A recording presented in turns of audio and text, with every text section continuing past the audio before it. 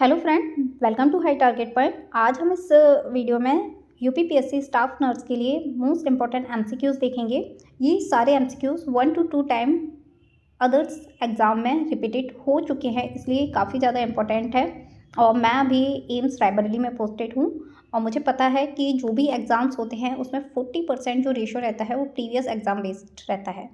ठीक है, तो आप जितना हो सके, जितने भी यूपीपीएससी ही नहीं, अगर अदर एग्ज़ाम्स के भी आपके पास पेपर्स हैं तो उनको सॉल्व करिए, उससे आपको बहुत ज़्यादा बेनिफिट मिलेगा। ओके, सो हम स्टार्ट करते हैं। ये सारे मैंने इंपॉर्टेंट एमसीक्यूज़ लिए हैं। आई होप कि आपके लिए बहुत ज़्यादा हेल्पफुल हो और हम इसमें डेली एक सीरीज़ देखेंगे।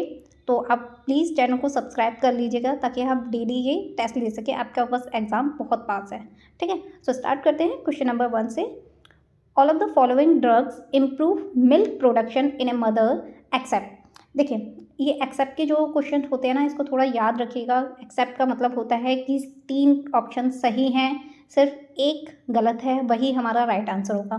तो मोस्टली बच्चे एक्सेप्ट गलत करते हैं, वो मत करना। इसमें पूछा है कि सारी ड्रग्स जो मिल्क का प्रोडक्शन होता है उसको इम्प्रूव करती है, बढ़ाती हैं मदर में, बट एक को छोड़ के।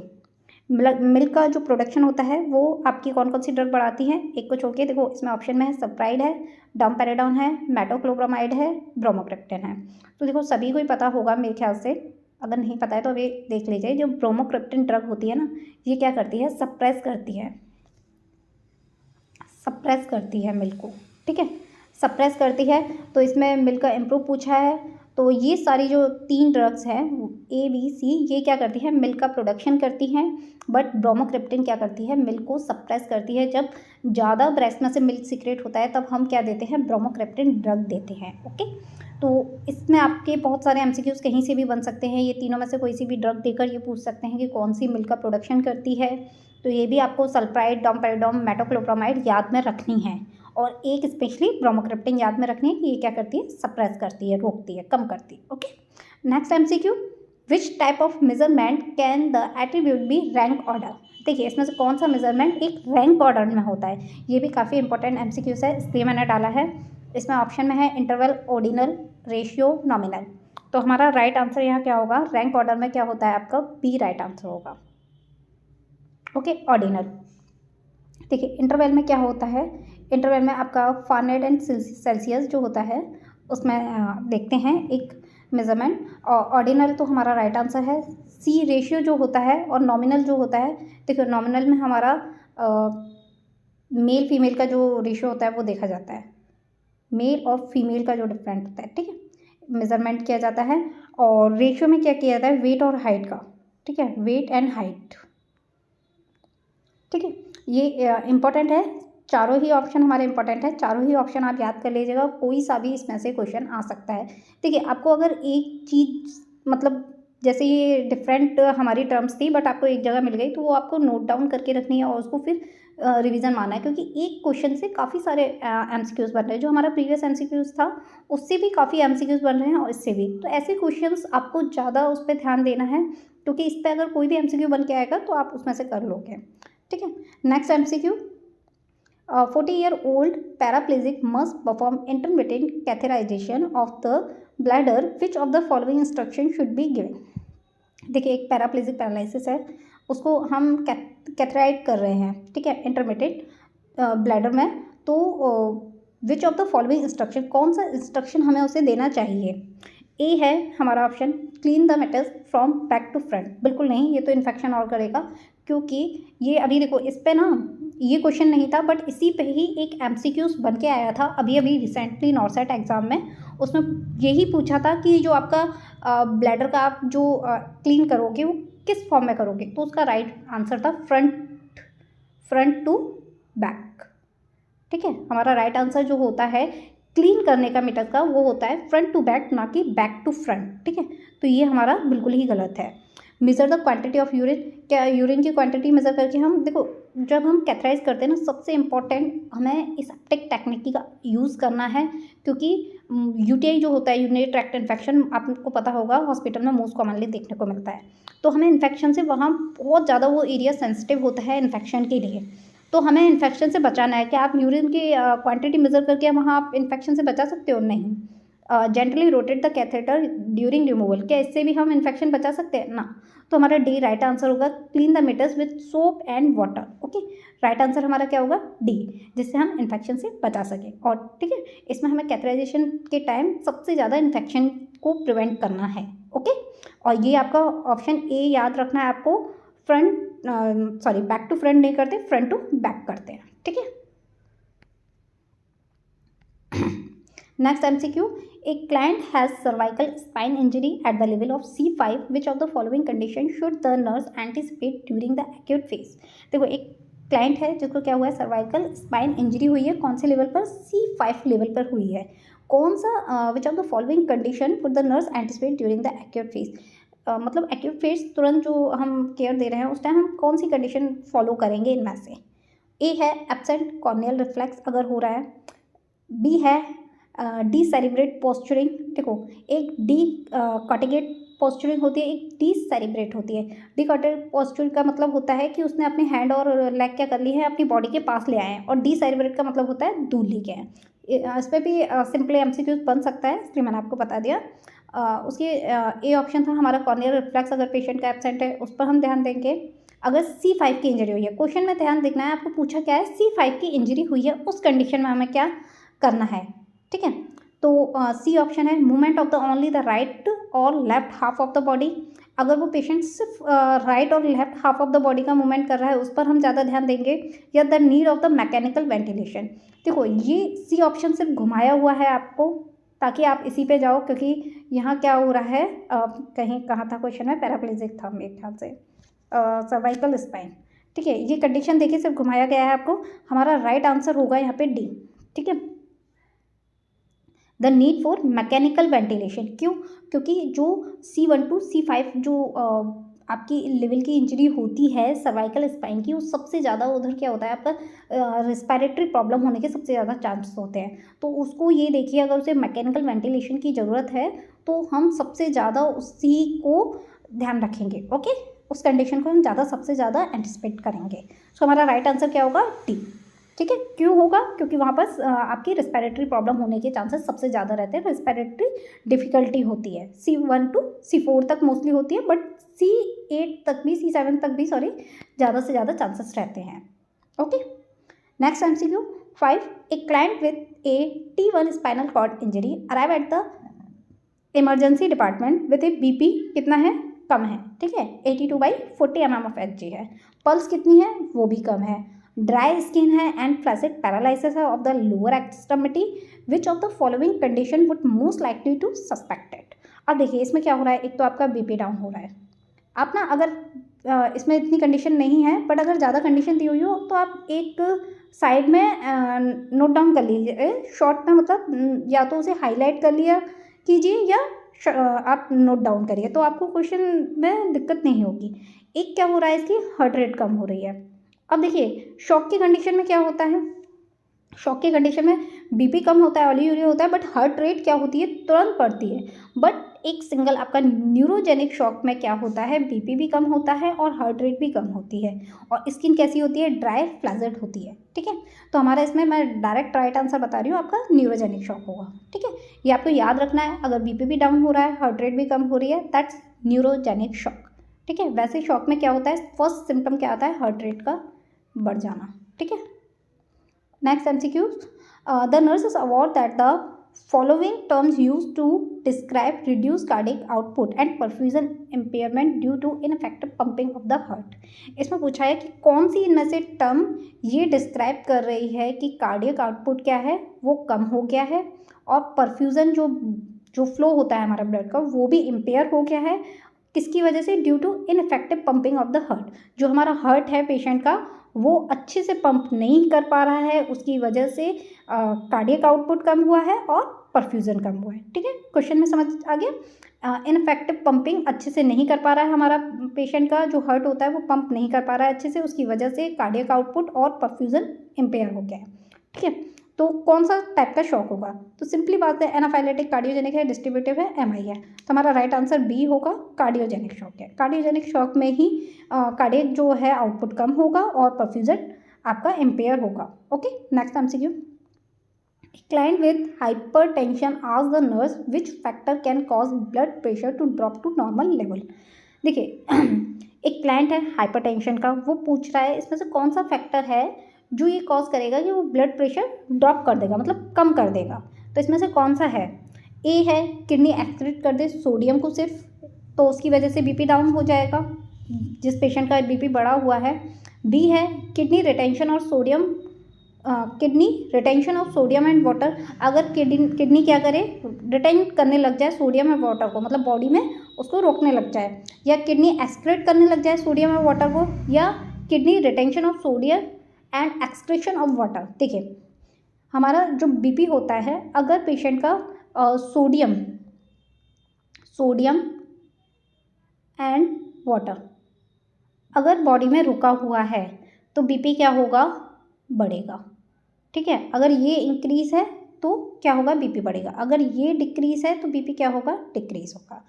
ठीक है, सिंपली बात है। तो अगर हमारी किडनी जो है वो रिटेन कर रही है, रोक रही है ज़्यादा, मतलब हमारी बॉडी में सोडियम और वाटर रिटेन हो रहा है, तो हमारा क्या होगा, राइट आंसर बी होगा। उसकी वजह से क्या होगा, बीपी बढ़ेगा। ठीक है,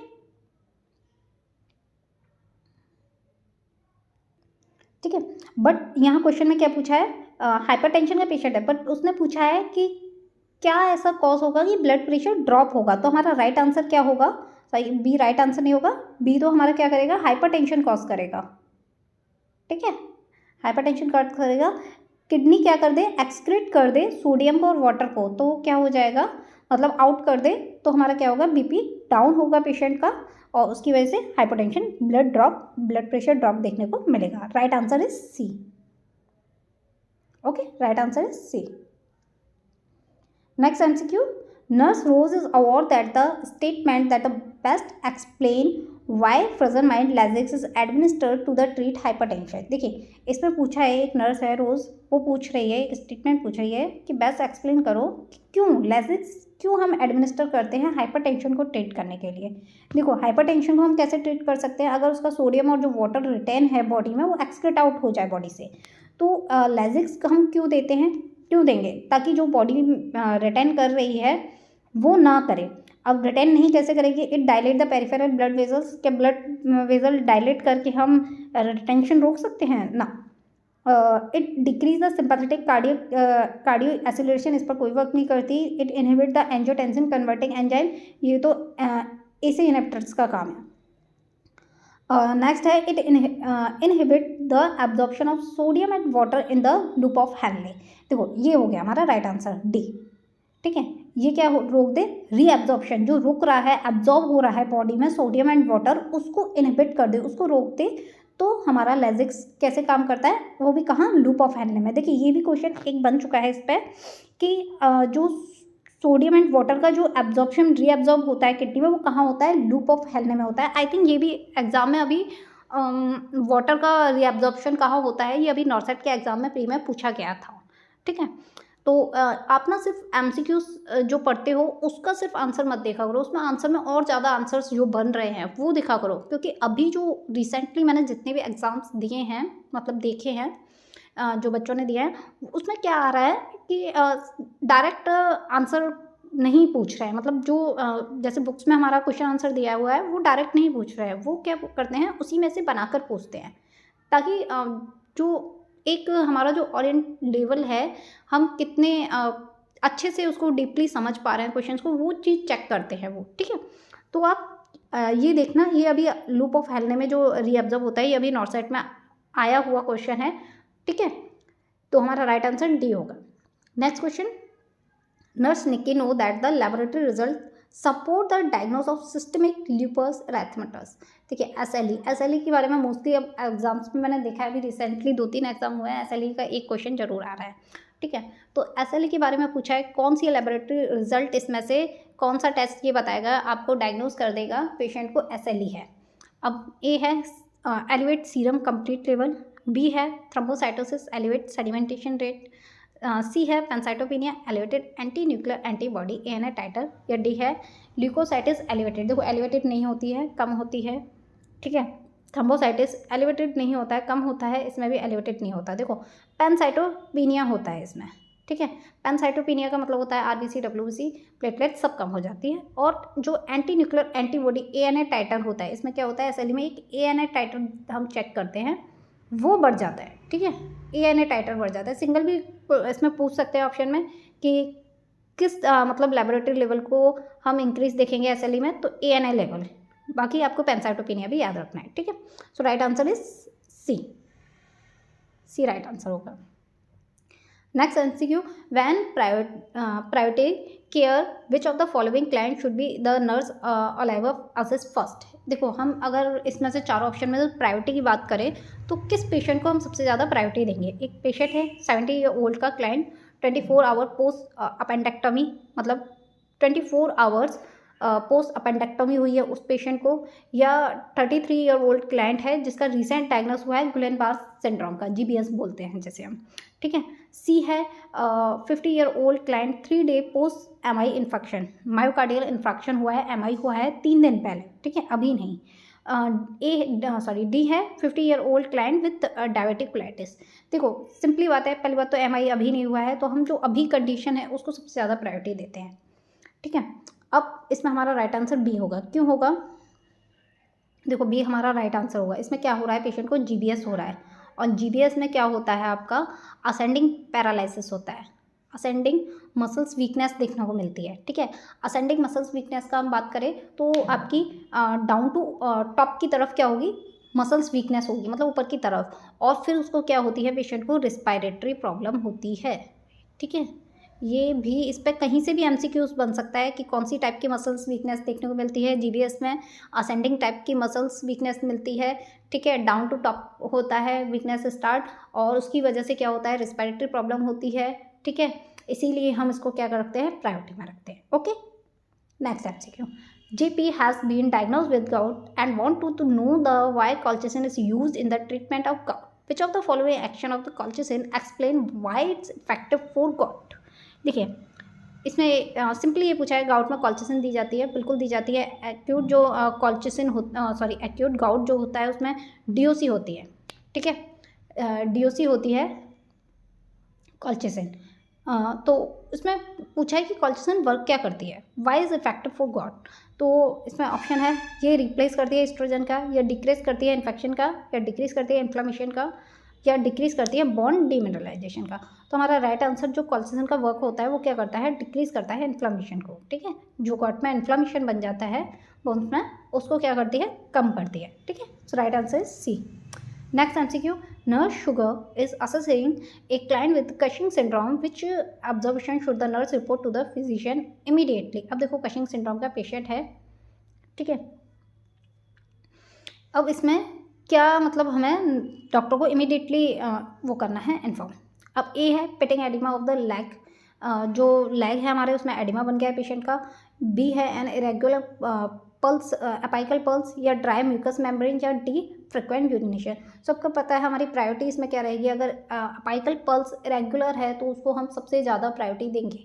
ठीक है, सो हमारा राइट आंसर बी होगा। कशिंग सिंड्रोम में क्या होता है, सोडियम वगैरह का इनका सबका रिटेंशन होने लग जाता है। ठीक है, तो अगर पल्स रेगुलर होती है, अपाइकल पल्स रेगुलर होती है, तो कुछ भी हार्ट रिलेटेड प्रॉब्लम हो सकती है और उसको हम प्रायोरिटी देंगे। B right answer.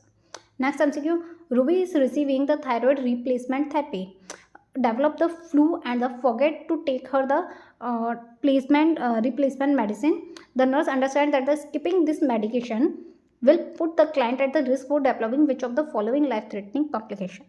देखो, अब मैं आपको एक, इसमें अगर आपको क्वेश्चन समझ नहीं आया तो भी आप इसका राइट आंसर कर सकते हो, और मैं क्वेश्चन अभी समझाऊंगी। देखो, इसमें क्या है, टिबियल मिक्सड एडमा कुछ नहीं है, एक्सोप्थैलेमस और थायराइड स्टॉम, ये क्या है, हाइपरथायरॉयडिज्म के टाइप है, हाइपरथायरॉयडिज्म के। ठीक है, और मिक्सड एमा क्या है, हाइपो का।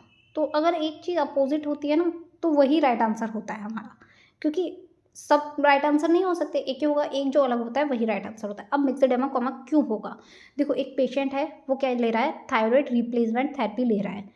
ठीक है, थायराइड रिप्लेसमेंट थेरेपी ले रहा है, थायराइड की थेरेपी ले रहा है, इसका मतलब उसको हाइपोथायरॉयडिज्म है। ठीक है, उसका थायराइड लेवल कम है तभी तो वो थायराइड ले रहा है, बट वो क्या हुआ, उसे फ्लू हो गया, उसकी वजह से वो क्या हो गया, फॉरगेट कर गया, भूल गया अपना थायराइड रिप्लेसमेंट मेडिसिन लेना। तो नर्स को पता है कि उसने स्किप जो मेडिकेशन कर दी है, भूल गया है, उसकी वजह से किस चीज़ का उसे रिस्क डेवलप हो सकता है जो कि लाइफ थ्रेटनिंग भी हो। तो मिक्सडेमा जो कॉमा होता है वो हाइपोथायराइडिज्म में बहुत ज़्यादा थायराइड का लेवल जब कम हो जाता है तब जाकर क्या होता है, मिक्सडेमा कॉमा होता है। ठीक है, तो हमारा राइट आंसर क्या रहेगा, सी होगा।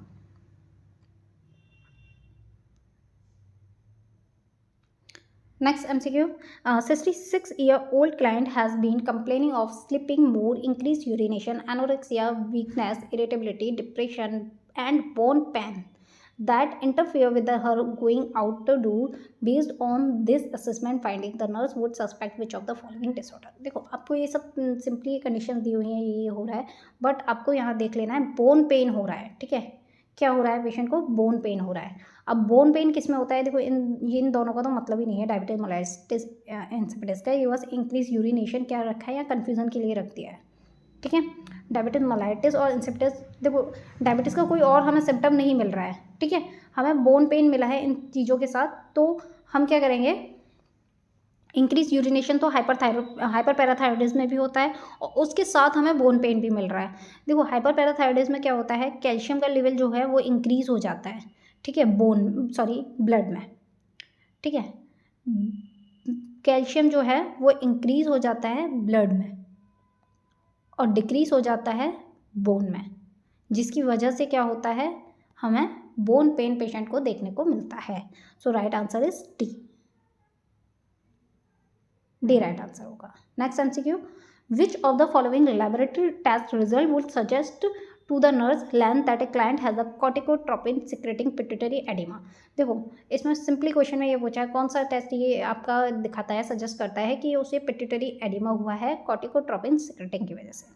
ठीक है, तो एडिनोमा देखो जो भी ट्यूमर्स वगैरह होते हैं ना, उसमें अगर कोई लेवल जैसे जहाँ का हुआ है, यहाँ पिट्यूटरी का हुआ है, कहीं का भी अगर ट्यूमर हो रहा है तो उसमें क्या होता है, वहाँ के जो लेवल्स होते हैं, जैसे लिवर में जो लेवल्स पाए जाते हैं, रीनल में जो लेवल्स पाए जाते हैं, जैसे पिट्यूटरी में आपका ये कॉर्टिकोट्रोपिन एंड कॉर्टिसोल लेवल्स पाए जाते हैं, ट्यूमर टाइम वो क्या होता है, वो इंक्रीज हो जाता है उनका लेवल। ठीक है, ये आप याद रखना, इससे आप बहुत सारे एमसीक्यू सॉल्व कर सकते हो। तो एडिनोमा के टाइम क्या होता है, जो लेवल है वो बढ़ जाता है। तो यहाँ पे हमें क्या कहाँ देखने को मिल रहा है, देखो हाई मिल रहा है बट लो ना, ये नहीं होगा, लो होगा ही नहीं, हाई हाई। सो हमारा राइट आंसर क्या होगा, C, high corticotropin high cortical level. देखो अब इस पर कैसे भी कहीं का भी कैसा भी एमसीक्यूज बन के आ जाए, आप आराम से कर सकते हो। जैसे मैंने किया, मैंने कोई ऑप्शंस नहीं पढ़े, कुछ नहीं पढ़ा, डायरेक्ट मैंने बिना टाइम वेस्ट किए सी राइट आंसर कर दिया। क्यों, क्योंकि मुझे पता है एडिनोमा में क्या होता है, लेवल्स बढ़ते हैं उधर के। Okay, next MCQ, a male client is schedule for a transsphenoidal hypophysectomy to remove a pituitary tumour. Pre-operatively, the nurse should assess for the potential complication by doing the which of the following. एक male client है, उसे हम किसके लिए, transsphenoidal hypophysectomy is a removal of the pituitary gland. तो उसको हम remove कर रहे हैं पिट्यूटरी ट्यूमर को। Preoperatively nurse should assess for the potential complication. कौन से कॉम्प्लिकेशन को असेस करेगी, इसमें से कौन सा राइट होगा, तो इसमें क्या देखेगी, ऑप्शन ए है testing for ketone in the urine, testing for urine specific gravity, या चेकिंग टेम्परेचर एवरी 4 आवर, या perform capillary glucose testing every 4 hour. उसे क्या हो रहा है, पिट्यूटरी ट्यूमर हमने रिमूव किया है। ठीक है, तो इसका हमें क्या करना है, डी राइट आंसर होगा। मैं क्यों, perform capillary glucose testing every 4 hour, ताकि हमें पता चले कहीं से CSF फ्लूइड तो हमारा लीकेज नहीं हो रहा। ठीक है, ग्लूकोज टेस्टिंग से हम क्या कर सकते हैं, CSF फ्लूइड का लीकेज पता कर सकते हैं। ओके, सो राइट आंसर हमारा टी होगा। Next MCQs, for a client Graves disease which intervention promote comfort. कौन सा ग्रेविस डिजीज क्या है, हाइपरथायरोडिज्म HTD। ठीक है, ग्रेविस डिजीज में कौन सा इंटरवेंशन पेशेंट को कंफर्ट प्रोवाइड करेगा। ए है रेस्ट्रिक्ट कर दें हम इनटेक ऑफ ओरल फ्लूइड, उससे क्या होगा, placing the extra blanket on the client bed. देखो एक्स्ट्रा ब्लैंकेट ये काम हम किस में करते हैं, ग्रेविस डिजीज हाइपरथायरॉइडिज्म में ये काम हम करते हैं हाइपोथायरॉइडिज्म में, क्योंकि वहाँ क्या होता है, कोल्ड इंटॉलरेंस होता है, और ग्रेविस डिजीज में क्या होता है, हीट इंटॉलरेंस होता है। ठीक है, ये चीज़ आपको याद रखनी है। Intake of high carbohydrate food, यहाँ कोई फायदा नहीं होगा, हमारा डी राइट आंसर होगा। Maintain room temperature in the low normal range.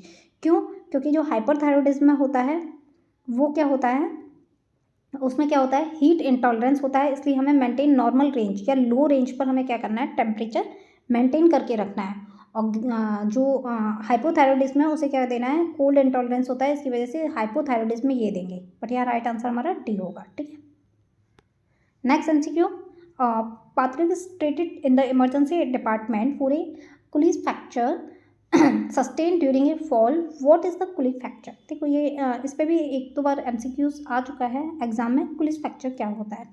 तो मैं आपको डायरेक्ट राइट आंसर बता दे रही हूँ। इसका राइट आंसर हमारा ए होगा, fracture of the radius, distal radius, जो थंब की तरफ रेडियस होती है ना, उसका क्या होता है, डिस्टली साइड, मतलब डिस्टल मतलब दूर, ठीक है, और प्रॉक्सिमल मतलब पास। तो डिस्टल साइड क्या होता है, उसका फ्रैक्चर हो जाता है। ओके, ए हमारा राइट आंसर होगा। Next MCQ, Cleo is diagnose with osteoporosis which electrolyte are involve in the development of this disorder.